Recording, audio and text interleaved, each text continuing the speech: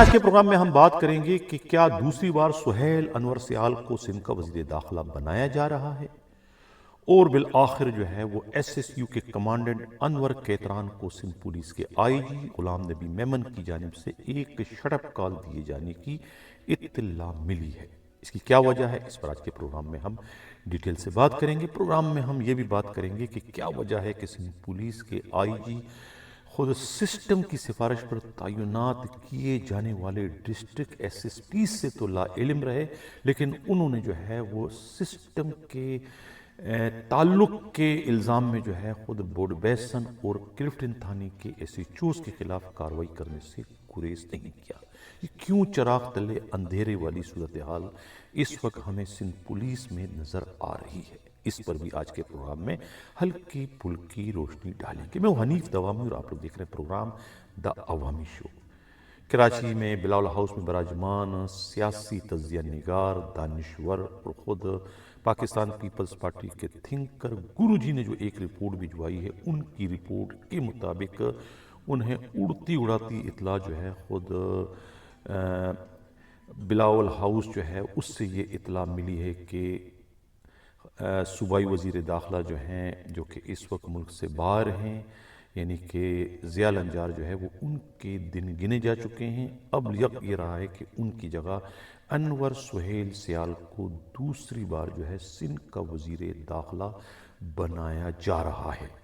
اس میں تمام تر کوششیں جو ہے خود فریال تالپور صاحبہ کی جانب سے کی گئی ہیں، اور اس سلسلے میں کہتے ہیں کہ بڑے صاحب سے بھی جو ہے وہ این او سی لے لی گئی ہے۔ کہا یہ جا رہا ہے کہ اس وقت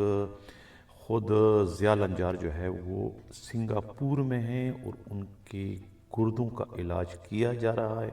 جو نوجوان انہیں گردہ ڈونیٹ کر رہے ہیں انہیں کراچی سے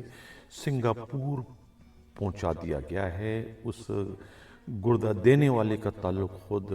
ضیاء النجار کے قریبی رفقا میں ہے۔ یہ بتایا جاتا ہے، خود پولیس ذرائع کا کہنا ہے کہ انہیں جو ہے وہ گردہ دینے پر مجبور کیا گیا ہے، اور وہ اپنا قیمتی گردہ جو ہے سندھ کے صوبائی وزیر داخلہ ضیاء النجار کو عطیتاً دے رہے ہیں،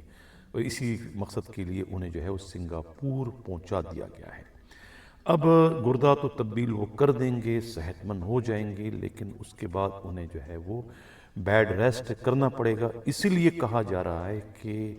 اتنے لمبے عرصے کے لیے جو ہے وزارت داخلہ جیسے اہم منصب کو جو ہے وہ بے یار و مددگار نہیں چھوڑا جا سکتا۔ اسی لیے جو ہے وہ فریال تالپور صاحبہ نے جو ہے کافی سوچ و بچار کے بعد یہ فیصلہ کیا ہے کہ خود انور سہیل سیال کو جو ہے وہ سہیل انور سیال کو دوبارہ جو ہے وہ سندھ کا وزیر داخلہ بنا دیا جائے۔ یہ اطلاعات جو ہے خود ان کے بھائی طارق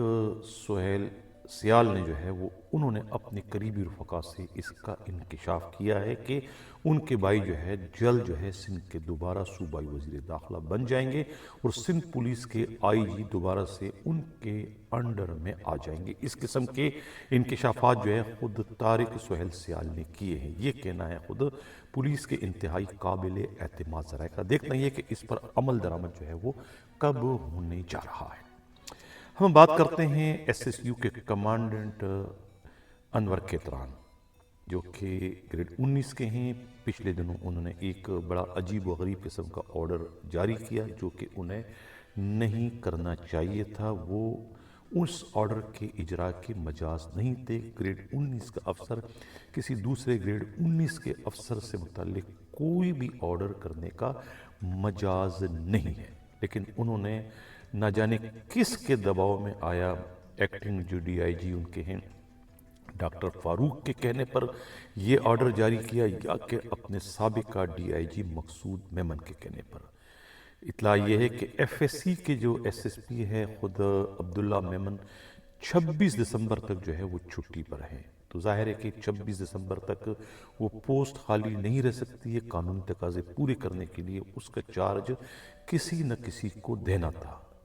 اب چونکہ یہ مقصود میمن کے انڈر میں ہیں، خود ایف ایس سی بھی اور خود ایس ایس یو بھی، اور اس کے علاوہ جو ہے کوٹ پولیس بھی، اور خود چوکنڈی قبرستان پولیس ہیڈ کوارٹر بھی، تو لہٰذا انہوں نے اپنی اس ایف اے سی کی پوسٹ کو بچانے کے لیے کہ کسی اور کی وہاں پر پوسٹنگ نہ ہو جائے، انہوں نے وہ پوسٹ اپنے پاس رکھنے کے لیے ہی جو ہے خود اپنے کمانڈنٹ جو ہے انور کیتران کے ذریعے جو ہے ایک غیر قانونی 2 نمبری قسم کا آرڈر جو ہے جاری کروایا، اور شمال ریاض جو کہ چوکنڈی قبرستان ہیڈ کوارٹر کے ایس ایس پی ہیں، انہیں یہ اضافی چارج دے دیا گیا، جس پر میں نے خبر بریک کی اپنے ہی پروگرام میں، جس پر پھر عزت مآب سندھ پولیس کے آئی جی غلام نبی میمن نے نوٹس لیا کہ یہ کس قسم کا آرڈر ہے اور یہ آرڈر کس طرح سے ہوا۔ کہا جاتا ہے کہ اس کے بعد ہی جو ہے وہ انہیں ایک شٹ اپ کال دی گئی اور اس آرڈر کو جو ہے وہ منسوخ کر دیا گیا، یعنی کہ وہ آرڈر جو انہوں نے جاری کیا تھا وہ آرڈر وڑ گیا، اور اس کے بعد اب یہ دوسرے اسکرین پر آپ آرڈر دیکھ رہے ہیں، یہ سندھ پولیس کے آئی جی غلام نبی میمن کے حکم پر جاری کیا گیا ہے، یعنی کہ سیکورٹی 2 کے جو ایس ایس پی ہیں خدا ملک اصغر عثمان کو جو ہے یہ اضافی چارج بھی دے دی گیا ہے۔ ان کے پاس پہلے ہی 2 چارج ہیں، لیکن تیسرا چارج بھی انہیں آئی جی کے حکم سے دیا گیا ہے۔ یاد رہے کہ یہ ملک اصغر عثمان جو ہے اب ایس ایس یو کے انڈر میں نہیں ہے، یعنی کہ مقصود میمن کے چین آف کمان میں نہیں آتے۔ اس سے یہ ظاہر ہوتا ہے کہ یہ ایف ایس سی کا چارج جو ہے وہ مقصود میمن کے کسی ایس ایس پی کو دینا مقصود نہیں تھا، اس لیے آئی جی نے جو ہے وہ چارج جو ہے وہ ملک اصغر عثمان کو دیا۔ تو یہ ایک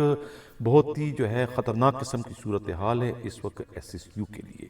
اب دیکھنا یہ ہے کہ جو شٹ اپ کال دی گئی ہے انور کیتران کو، تو وہ کیا جواب دیتے ہیں کہ انہوں نے یہ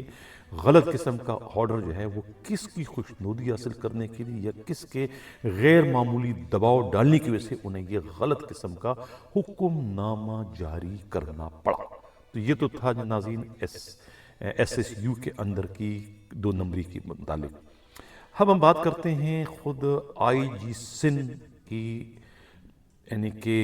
اب کیا کہیں اس کو، چراغ تلے اندھیرا میں کہوں یا پھر کہوں کہ بچہ بغل میں اور ڈنڈورا شہر میں، یعنی آئی جی نے جو ہے وہ سسٹم سے تعلق رکھنے کا الزام لگا کر تو بورڈ بیسن تھانے کے S H O Naseer Tanoli اور خود کلفٹن تھانے کے ایس ایچ او اعظم راجپڑ کو سسپینڈ کر کے بی کمپنی بھجوا دیا تھا، بعد میں اس آرڈر کو واپس لیا گیا، لیکن ان کے خلاف یہ کارروائی کی گئی کہ یہ سسٹم سے تعلق ان کا ہے، لیکن جو سسٹم کے اصل مورے ہیں اس پر جو ہے وہ یا تو آئی جی کی نظر نہیں گئی یا آئی جی کو نظر نہیں آیا، یا پھر آئی جی نے دانستہ انہیں چھیڑنے کی زحمت گوارا نہیں کی۔ تیمور ڈوم کی جو اس وقت آپ تصویر دیکھ رہے ہیں ناظرین اسکرین پر، صدر مملکت کے ساتھ کھڑے ہیں، تیمور ڈوم کی نے پوسٹنگ کروائی ہے خود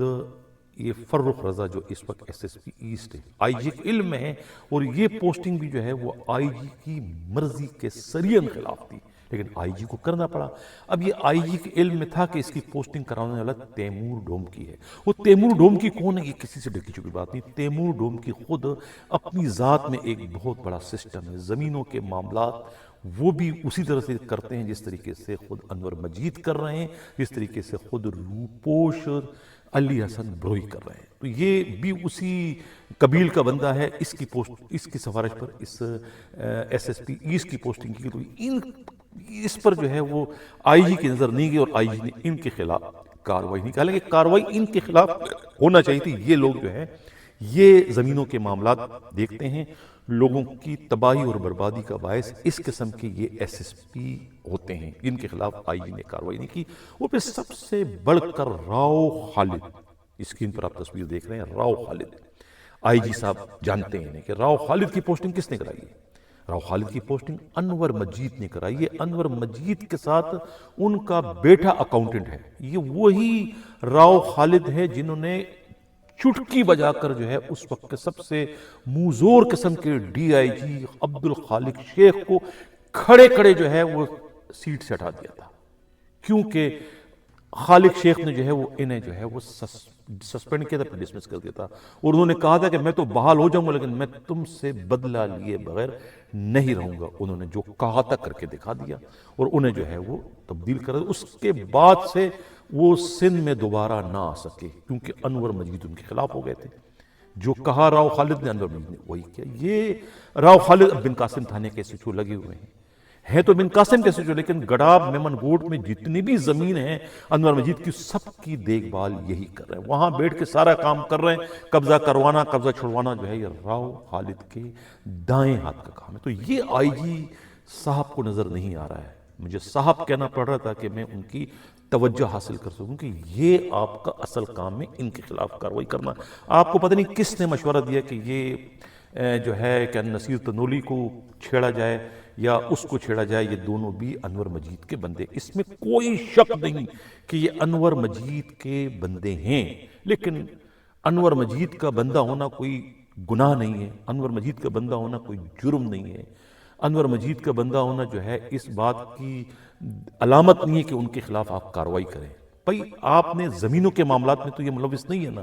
یہ ان کے علاقوں میں کیا ہوتا ہے، یہاں تو زمین نہیں ہے، قبضہ نہیں ہے، تو ڈیفینس کا علاقہ ہے، یہاں کسی کا باپ بھی قبضہ نہیں کر سکتا ہے۔ ہاں اگر کوئی آرگنائز جرائم کے اڈے چلا رہے ہیں تو اس پر آپ کارروائی کر سکتے ہیں، لیکن سسٹم کا ان پر کوئی چھاپ نہیں ہے، کوئی شائبہ تک بھی نہیں ہے سسٹم کا۔ یہ بیچارہ تو ویسے ہی گھبرا کے نوکری کرتے ہیں، جس کا نام نصیر تنولی ہے۔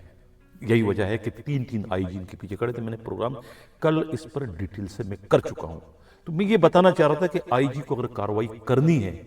تو پھر سسٹم کے تو ڈی ایس پی سوراب گوڑ بھی ہے، جانتے ہیں آئی جی، ان کے خلاف آپ کارروائی کریں۔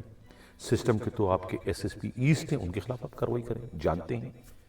تو یہ ہے سرفراز جتوئی ہیں لگے ہوئے جو میمن گوڑ کے، ان کے خلاف آپ کارروائی کریں۔ لیکن چونکہ وہ فیاض جتوئی کے بھائی ہے تو گرم زمین پر جو ہے عزت مآب سندھ پولیس کے آئی جی غلام نبی میمن بھی جو ہے وہ قدم رکھتے ہوئے جو ہے ہچکچاتے ہیں، گھبراتے ہیں۔ تو یہ تھا ناظرین آج کا ہمارا پروگرام، کیسا لگا اپنا فیڈ بیک ضرور دیجیے گا۔ اسی کے ساتھ ناظرین اجازت چاہتا ہوں، اللہ حافظ۔